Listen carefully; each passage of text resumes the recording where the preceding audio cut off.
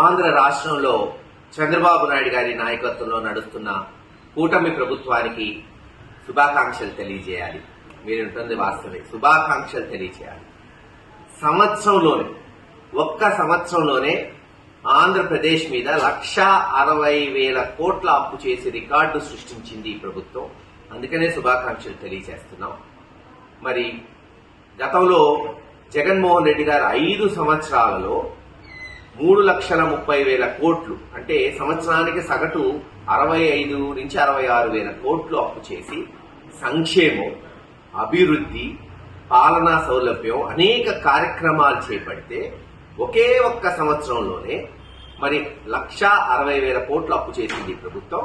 అలాగే తెలుగుదేశం వారు అంటున్నట్టు global channels ప్రచారం చేస్తున్నట్టు వాళ్ళ అనుబంధ సంస్థలు ఖచ్చితంగా ఆంధ్ర రాష్ట్రం స్విట్జర్లాండ్ అవుతుంది.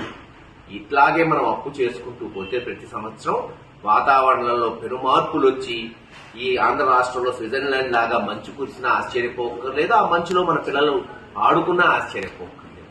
వాళ్ళ ఇష్టం, వాళ్ళు చెప్పేది ఇనక తప్పదు. కాబట్టి అసలు వింటుంటేనే విడ్డూరంగా ఉంటుంది. జగన్మోహన్ రెడ్డి గారు ఆ రోజు కోవిడ్ అనే మహమ్మారి వచ్చి యావత్ ప్రపంచమే కుదేలైతే అమెరికా వంటి దేశమే తమ పౌరులకి డాలర్లు, కొన్ని లక్షల రూపాయల డాలర్ రూపంలో ఇవ్వటం జరిగింది. అలాగే జగన్మోహన్ రెడ్డి గారు కూడా 5 ఏళ్లు ఇచ్చిన మాట నిలబెట్టుకుంటూ కోవిడ్ వల్ల ఎవరు ఇబ్బంది పడకూడదని సంక్షేమం, అభివృద్ధి చేసి 3,30,000 కోట్లు అప్పు చేశారు. ఆ రోజు ఏమన్నారు ఈ తెలుగుదేశం అనుబంధ ఛానళ్లు, పత్రికలు? ఆంధ్రప్రదేశ్ శ్రీలంక అవుతుంది అని అన్నారు. మరి ఈ రోజు ఆ ఛానల్స్ ఏమైనాయి? మూగపోయినాయా? కులం పోయినాయా? ఆ పత్రికలు ఏమైనాయి? కలం ఏమైంది? అడుగుతున్నాం. అమ్ముడు పోయిందా? ఈ రోజు మరి ఎందుకు రాయట్లేదు? ఎందుకు మేధావులు మాట్లాడట్లేదు? ఒక్కసారి ఆంధ్ర రాష్ట్ర ప్రజలు గమనించాలి. ఒక్కటి చెప్తున్నాం, ఇలాగే గనక అప్పు చేసుకుంటూ పోయి, ఇలాగే గనక విధ్వంసులు చేస్తూ ప్రతిపక్ష పార్టీల మీద అక్రమ కేసులు పెడుతూ లా అండ్ ఆర్డర్ ఏదైతే మరి అన్ని రకాలుగా కూడా ఈ రాష్ట్రాన్ని రక్షించాల్సిన వాళ్లే ఈ రోజును భక్షిస్తూ ఇలాగే కొనసాగితే ఖచ్చితంగా చెప్తున్నాం, ఆంధ్రప్రదేశ్ కనీసం శ్రీలంకగా కూడా మిగలదు. ఆఫ్రికా దేశంలోని సుడాన్ అవ్వటం ఖచ్చితంగా జరిగిద్ది ఇలాగే గనక ప్రభుత్వం ఇటువంటి పాలన కొనసాగితే.